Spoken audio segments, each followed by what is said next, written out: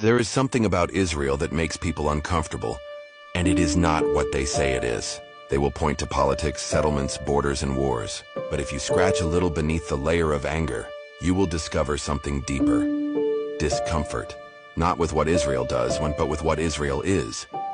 A country so small shouldn't be so strong. Period. Israel has no oil, no extraordinary natural resources, a population the size of a medium-sized American city.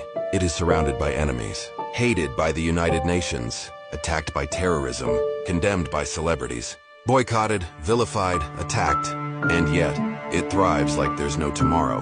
In the military, in medicine, in security, in technology, in agriculture, in intelligence, in morality, and in an uncapturable willpower. They turn a desert into a blooming field. They produce water from the air. They intercept missiles in midair. They rescue hostages from under the noses of brutal regimes.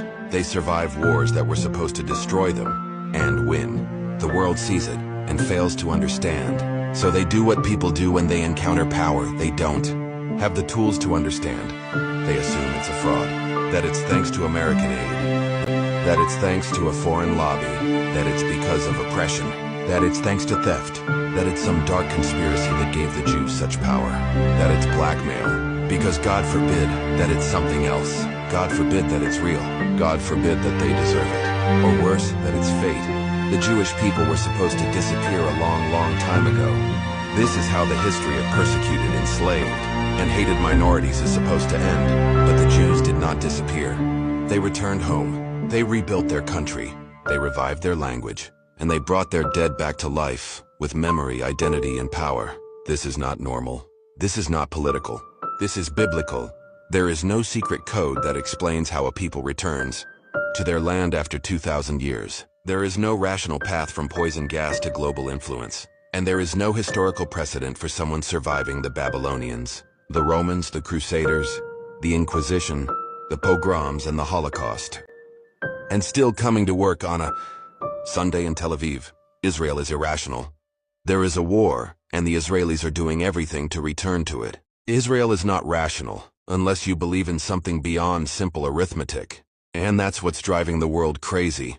Because if Israel is real, if this ancient, hated, impossible nation is truly chosen, protected and thriving, maybe God is not a legend. Maybe he's still part of the story.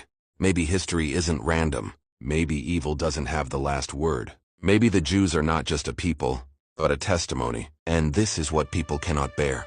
Because if they admit that Israel's survival is not just impressive, but divine, everything changes.